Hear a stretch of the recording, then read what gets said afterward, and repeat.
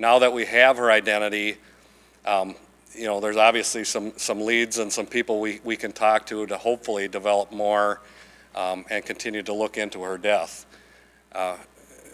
We absolutely have been and are treating this as a homicide. You know, there's a lot of information we don't know. When you guys have questions later, there's probably a lot of questions we're not going to be able to answer. It is an open and ongoing investigation, and we are really in the beginning stages now that we've identified her. So this is just, this was a huge event in this case.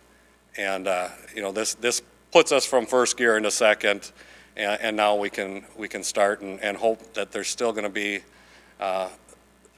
some evidence to find, some statements to get, you know, and that's where we ask that anybody who knew Pearline Walton or had contact with her around that time that she disappeared, early summer of 1993, that they would contact us. And I believe the number is on the material they gave you, but Investigator Roger Olson is our lead on this at our agency, and they can speak with him with that number.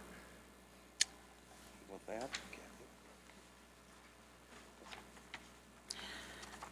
Hello, to reiterate, my name's Kathy Knudsen. I'm the director of the BCA Forensic Science Services.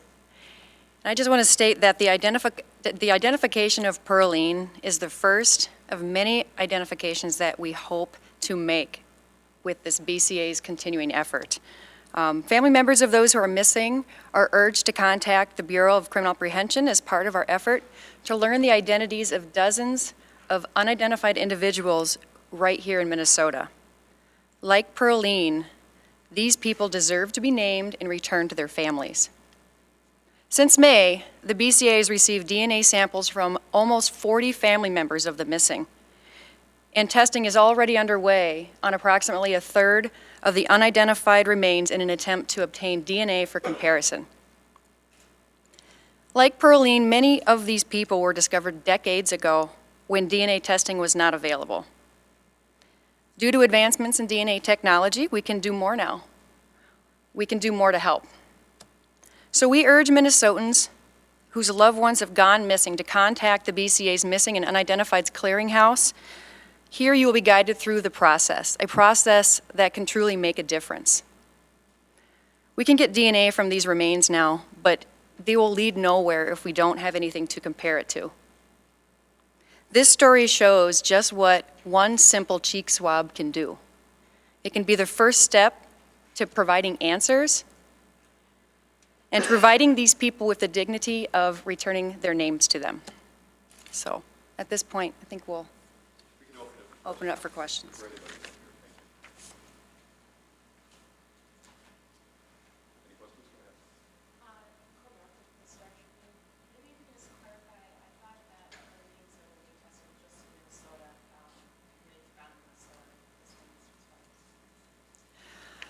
The project that we have underway was focusing on the unidentified remains of Minnesota.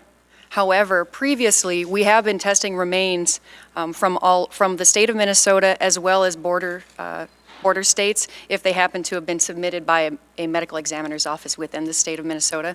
So I believe that is how this particular case was processed by our laboratory.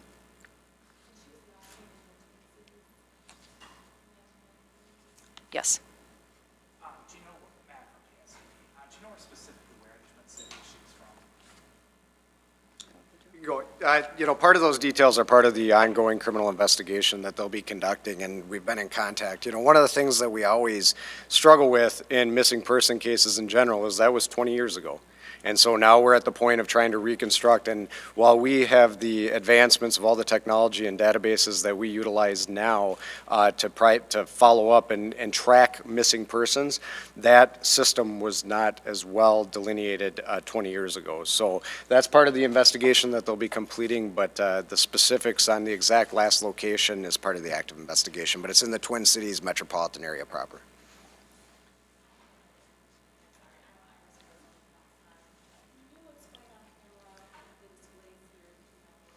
Sure. So we've been working with Polk County for some time on this particular case. The pictures that you see, the one furthest to my left, furthest away from the podium, is a reconstruction that the BCA actually completed some time ago that was done with the human remains. That was a clay model that was created of the skull. The picture that's closest to me is a picture of Pearline. It's a little bit younger than when we believe when she disappeared.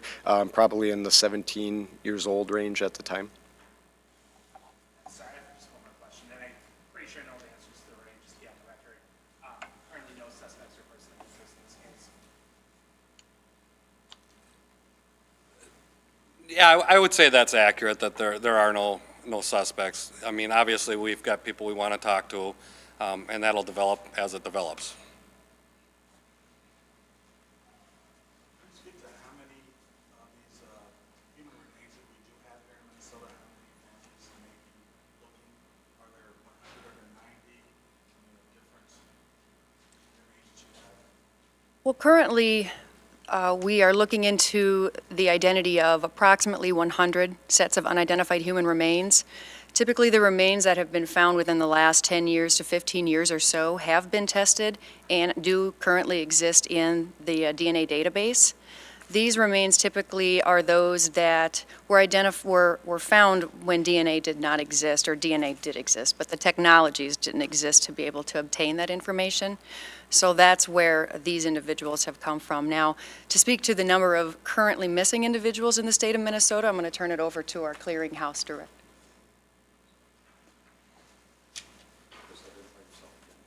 So I'm Chris Rush. I'm the BCA Missing and Unidentified Persons Clearinghouse Manager. So in Minnesota, on any given day, we have somewhere between 450 and 500 active missing person cases. So it's the long-term missing after they've been missing 30 days that we work hard to collect DNA. So as part of the project, we had about 40 families come forward to contact us. Some of those families were already on our list of missing persons. Many of them were not. And so then we worked with the families to facilitate coordinating the DNA collection and getting a law enforcement agency to enter them in. Either of you can speak to this. Is this a relief or is this in any way frustrating when you find these remains so many years later and are trying to piece together? And for you, you mentioned earlier that this is just the beginning of this case, and this almost 20 years ago. For me, this is a case when I was an investigator I worked on.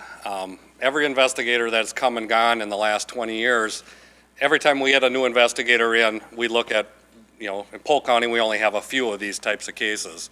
So everybody looks at them with fresh eyes to see if they can catch something that somebody else missed. I did the same thing as everybody else that has come in. So we get that little bit of, you want to find that closure for the family because, obviously if it was your child, you'd certainly want it. So having that case out there for 20 years, it's something that we wanted to be able to move to that next stage, and this has allowed us to do that.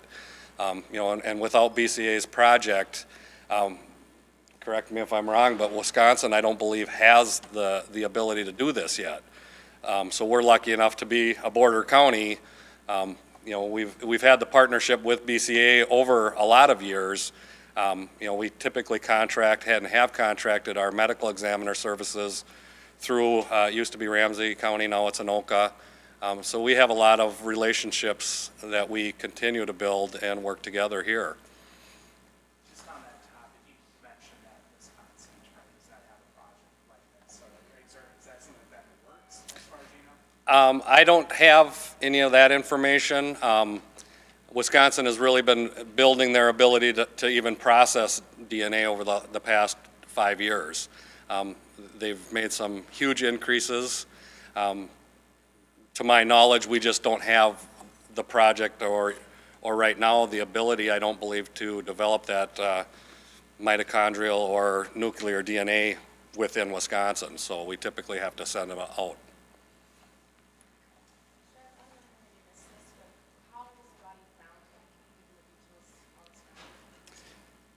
We can't give a lot of details. You know, we can say that she was found in a field drive just off County Road in a wood line.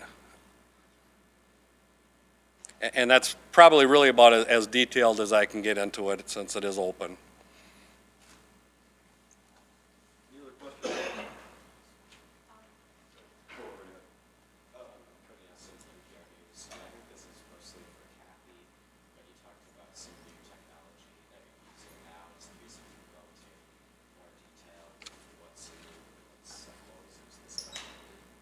Well, I won't go into extreme detail because nobody really wants to know the extreme detail when it comes to these DNA technologies. But the gist of it is we can get more from less. These types of cases typically involve DNA that is pretty challenged, degraded, and can prove to be very challenging for normal, traditional DNA technology. Over the course of the past few years, our laboratory has been able to implement some new technologies that are specifically designed for these types of cases, including nuclear DNA, which is the traditional DNA, but more importantly, which is unique to this laboratory in the Midwest, is the capability of mitochondrial DNA. All of this information plays a large part in being able to identify these individuals.